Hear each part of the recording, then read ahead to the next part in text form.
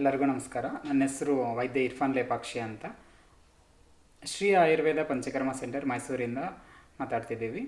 So ಇವತ್ತಿನ ಸಂಚಿಕೆಯಲ್ಲಿ ನಾವು ಒಬೆಸಿಟಿ ಅನ್ನೋ ತೊಂದರೆ ಬಗ್ಗೆ ತಿಳ್ಕೊಳ್ಳೋಣ. ಒಬೆಸಿಟಿ ಅಂತಂದರೆ ಏನಪ್ಪ ಅಂತಂದರೆ ದೇಹದ ತೂಕ ಇರೋದಕ್ಕಿಂತಲೂ ಜಾಸ್ತಿ ಇರುವಂಥದ್ದು. ಅಂದರೆ BMI ಅಂತ ಚೆಕ್ ಮಾಡ್ತಾರಲ್ವ, ಹೈಟು ವೆಯ್ಟು ರೇಷಿಯೋ ನೋಡಿಕೊಂಡು ಅದು 25ರಿಂದ 30 ಮೇಲೆ ಏನಾದರೂ ಇತ್ತಪ್ಪ ಅಂತಂದರೆ ನಮಗೆ ತೂಕ ಜಾಸ್ತಿ ಇದೆ ಅಂತ ಕನ್ಸಿಡರ್ ಆಗುತ್ತೆ. ಸೊ ಅದರಿಂದ ಏನೆಲ್ಲ ತೊಂದರೆಗಳಾಗ್ತವೆ ಅಂತ ತಿಳ್ಕೊಳ್ಳೋಣ. ಸೊ ಸ್ಕಿನ್ ರ್ಯಾಷಸ್ ಬರ್ತವೆ, ಸ್ಕಿನ್ ಫೋಲ್ಡ್ಸ್ ಎಲ್ಲನೂ ಸ್ವೆಟ್ಟಿಂಗ್ ಜಾಸ್ತಿ ಆಗುತ್ತೆ, ಹಸಿವು ಜಾಸ್ತಿ ಆಗುತ್ತೆ, ಮತ್ತು ದಪ್ಪಕ್ಕಾಗ್ಬಿಡ್ತಾರೆ, ತುಂಬ ಓಡಾಡೋಕ್ಕೆ ಕಷ್ಟ ಆಗುತ್ತೆ, ಮಂಡಿ ಮೇಲೆ ಎಲ್ಲ ತುಂಬ ಭಾರ ಬೀಳುತ್ತೆ. ಆವಾಗ ಏನಾಗುತ್ತಪ್ಪ ಅಂತಂದರೆ ನಮಗೆ ಸುಮ್ಮನೆ ಚಿಕ್ಕ ವಯಸ್ಸಿನಲ್ಲಿ ಸಹ ಮಂಡಿ ನೋವು ಅನ್ನೋದು ಕಾಣಿಸ್ಕೊಳ್ಳುತ್ತೆ. ದೇಹನೂ ಇರೋಷ್ಟು ವಿಕೃತ ರೀತಿಯಲ್ಲಿ ಕಾಣಿಸ್ಕೊಳ್ಳೋದು ಶುರು ಆಗುತ್ತೆ. ಎಲ್ಲ ಕಡೆ ತೋಳುಗಳೆಲ್ಲ ಜೋತು ಬೆದ್ದಂಗೆ ಆಗತ್ತೆ, ಅವ್ರ ದೇಹನೇ ಅವರಿಗೆ ಹೆವಿ ಆಗಿರುತ್ತೆ. ಇಷ್ಟೆಲ್ಲ ತೊಂದರೆಗಳು ಬರ್ತವೆ. ಆಮೇಲೆ ಗ್ಯಾಸ್ಟ್ರಿಕ್ ಪ್ರಾಬ್ಲಮ್ ಆಗುತ್ತೆ. ಲೈಫ್ ಸ್ಟೈಲಲ್ಲಿ ಎಲ್ಲನೂ ಬದಲಾವಣೆ ಆಗಿರೋದ್ರಿಂದ ಏನು ಕೆಲಸ ಮಾಡಬೇಕಂತಂದ್ರೂ ಸುಸ್ತಾಗ್ಬಿಡುತ್ತೆ, ಬೇವರು ಬಂದ್ಬಿಡುತ್ತೆ, ಎಲ್ಲ ಫುಲ್ ಎಲ್ಲ ಮೈಯಲ್ಲೆಲ್ಲನೂ ಒಂಥರ ಡಿಫ್ರೆಂಟ್ ಸ್ಮೆಲ್ಲೆಲ್ಲ ಬರ್ತಿರತ್ತೆ. ಇಷ್ಟೆಲ್ಲನಕ್ಕೂ ತುಂಬ ಅವ್ರ ಲೈಫಲ್ಲೇ ಏನಾದರೂ ಎಲ್ಲ ಕೆಲಸಗಳು ಮಾಡೋಕ್ಕೆ ಎಲ್ಲ ಹಿಂದೇಟಾಗುತ್ತೆ. ಎಲ್ಲ ಕೆಲಸಗಳನ್ನ ಪೋಸ್ಟ್ಪೋನ್ ಮಾಡೋ ಅಷ್ಟು ಎಲ್ಲ ಅಭ್ಯಾಸ ಆಗಿಬಿಡುತ್ತೆ. ಫಸ್ಟ್ ಯಾವ ರೀತಿಯಲ್ಲಿ ಬರೋದು ಅಂತ ತಿಳ್ಕೊಳ್ಳೋಣ. ಚಿಕ್ಕದಾಗಿ ಅವರಿಗೆ ಅತಿಯಾಗಿ ತಗೊಳ್ಳೋದ್ರಿಂದ, ಒಂದು ಮಿತಿಯಿಂದ ಆಹಾರ ಸೇವನೆ ಇರಲಾರ್ದಂಗೆ ಮತ್ತೆ ತಗೊಳ್ಳೋದ್ರಿಂದ ಆಗ್ಬಿಡುತ್ತೆ. ಸೊ ದೇಹದಲ್ಲಿ ಆಯುರ್ವೇದ ಪ್ರಕಾರ ಅನಲೈಸಿಸ್ ಮಾಡಿದ್ರೆ ಏನಾಗತ್ತಪ್ಪ ಅಂತಂದರೆ ಅವ್ರಿಗೆ ಗ್ಯಾಸ್ಟ್ರಿಕ್ ಕೆಪಾಸಿಟಿ ಕಮ್ಮಿ ಆಗಿಬಿಡುತ್ತೆ, ವಾಯುವಿನಂಶ ಜಾಸ್ತಿ ಆಗಿಬಿಡುತ್ತೆ.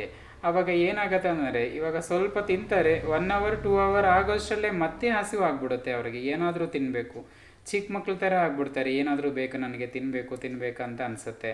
ಆವಾಗ ಏನಂದರೆ ಮತ್ತೆ ಇನ್ನಷ್ಟು ಸ್ವಲ್ಪ ತೊಗೊತಾರೆ, ಮತ್ತೆ 1 ಅವರ್ 2 ಅವರ್ ಗ್ಯಾಪಲ್ಲೇ ಮತ್ತೆ ಹಸಿವು ಆಗುತ್ತೆ. ಆ ಹಸಿನ ತಡಿಲಿದಕ್ಕೆ ಏನು ಮಾಡ್ತಾರೆ ಅಂತಂದರೆ ಮತ್ತೆ ಏನಾದರೂ ಪೂರಿನೋ ಚಪಾತಿನೋ ತಿಂಡಿನೋ ಏನಾದರೂ ಒಂದು ಕೂಲ್ ಡ್ರಿಂಕ್ಸು ತೊಗೊಂಡ್ಬಿಡ್ತಾರೆ. ಅವಾಗ ಏನಂದರೆ ಲಿವರ್ ಮೇಲೆ ತುಂಬ ತೊಂದರೆ ಆಗುತ್ತೆ. ಆಲ್ ಓವರ್ ಬಾಡಿಯಲ್ಲಿ ಕೊಲೆಸ್ಟ್ರಾಲ್ ಅಂಶ ಜಾಸ್ತಿ ಆಗುತ್ತೆ. ಕೊಲೆಸ್ಟ್ರಾಲ್ ಅಂಶ ಜಾಸ್ತಿ ಆಯ್ತಂದರೆ ಸ್ಟ್ರೋಕ್ ಬರೋ ಅಷ್ಟು ತೊಂದರೆಗಳಿರ್ತವೆ. ದೇಹದಲ್ಲಿ ಬೇಡವಾಗಿರುವಂತಹ ಕೊಬ್ಬಿನಂಶ ಜಾಸ್ತಿ ಆಯ್ತಪ್ಪ ಅಂತಂದರೆ ಸೊಂಟಗಳೆಲ್ಲನೂ ಅಗಲ ಜಾಸ್ತಿ ಆಗುತ್ತೆ, ಭಾರ ಎಲ್ಲ ಜಾಸ್ತಿ ಆಗುತ್ತೆ. ರಕ್ತನಾಳಗಳಲ್ಲೂ ಕೊಬ್ಬಿನಂಶ ಜಾಸ್ತಿ ಆಯಿತು ಅಂದರೆ ಹಾರ್ಟು ಪ್ರಾಬ್ಲಮ್ಸ್ ಎಲ್ಲ ಬರ್ತವೆ, ಸ್ಟ್ರೋಕ್ ಆಗುವಂಥ ಸಾಧ್ಯತೆಗಳು ಇರುತ್ತೆ, ಎದೆ ಉಸಿರು ಜಾಸ್ತಿ ಆಗುತ್ತೆ, ಹಾರ್ಟ್ ಸರಿಯಾಗಿ ಪಂಪ್ ಮಾಡೋಕ್ಕಾಗೋದಿಲ್ಲ. ಇಷ್ಟು ಎಲ್ಲನೂ ನಮ್ಮ ತೂಕವನ್ನು ನಾವು ಹೆಚ್ಚಿಸ್ಕೊಳ್ಳೋದ್ರಿಂದ, ನಾವೇ ದುಡ್ಡು ಕೊಟ್ಟು ಬಳಸ್ಕೊಳ್ಳೋದ್ರಿಂದನೂ ಆಗತ್ತೆ. ಸೊ ಇದಕ್ಕೆ ಏನಪ್ಪ ಮಾಡಬೇಕು ಅಂತಂದರೆ ಬೆಳಗ್ಗೆ ಎದ್ದು ಯೋಗ ಪ್ರಾಣಾಯಾಮ ಮಾಡಬೇಕು, ಸೂರ್ಯ ನಮಸ್ಕಾರ ಮಾಡಬೇಕು, ವಾಕಿಂಗ್ ಮಾಡಬೇಕು, ಸರಿಯಾದ ಟೈಮ್ಗೆ ಊಟ ತಿಂಡಿ ಮಾಡಬೇಕು. ಅದನ್ನೂ ವಾತ ಪಿತ್ತ ಕಫಗಳು ನೋಡಿಕೊಂಡು ನಮ್ಮ ದೇಹಕ್ಕೆ ಏನು ಸೆಟ್ ಆಗತ್ತಪ್ಪ ಅಂತ ಯೋಚನೆ ಮಾಡಿಬಿಟ್ಟು ತಿನ್ನಬೇಕು.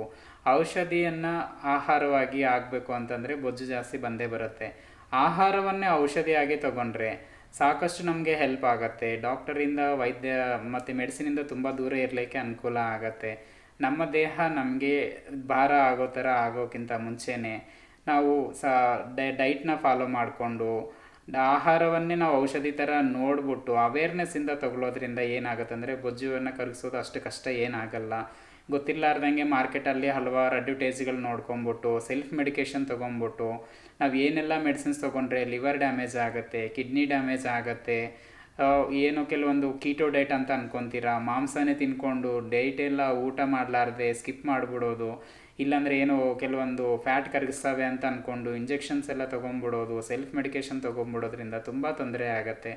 ಏನೇ ಇರಲಿ ಡೈಟಿಷಿಯನ್ನು ಆಹಾರ ಪದ್ಧತಿಯನ್ನು ಫಸ್ಟು ನಾವು ಡಾಕ್ಟ್ರ್ ಹತ್ರ ಹೋಗಲೇಬಾರ್ದು. ಫಸ್ಟ್ ಆಹಾರ ಪದ್ಧತಿಯನ್ನು ನಾವು ಸರಿಯಾದ ರೀತಿಯಲ್ಲಿ ನೋಡ್ಕೋಬೇಕು. ಆಹಾರ ಸರಿಯಾಗಾದರೆ ಆಟೋಮೆಟಿಕ್ಕಾಗಿ ಮೈಯೆಲ್ಲ ಹಗರ ಆಗುತ್ತೆ. ಹಗರ ಆದಮೇಲೆ ಆಟೋಮೆಟಿಕ್ಕಾಗಿ ವಾಕಿಂಗ್ ಶುರು ಮಾಡಬೇಕು. ಆಮೇಲೆ ಎಕ್ಸಸೈಸ್ಗಳೆಲ್ಲ ಮಾಡೋದ್ರಿಂದ ಮೆಲ್ಲಕ್ಕೆ ನಮಗೆ ಗೊತ್ತಿಲ್ಲ ಒಂದೇ ಒಂದು ತುತ್ತು ಜಾಸ್ತಿ ಊಟ ಬಿಡಿ ಅಂತ ಯಾರೂ ಕೇಳ್ಕೊಳ್ಳೋದಿಲ್ಲ.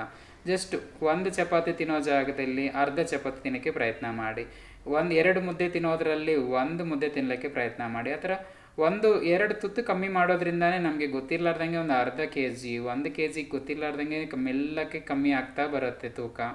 ಆವಾಗ ಏನೂ ಮೆಡಿಸಿನ್ ಇರಲಾರ್ದೆ ನಮಗೆ ಆರಾಮಾಗ್ಬಿಡುತ್ತೆ.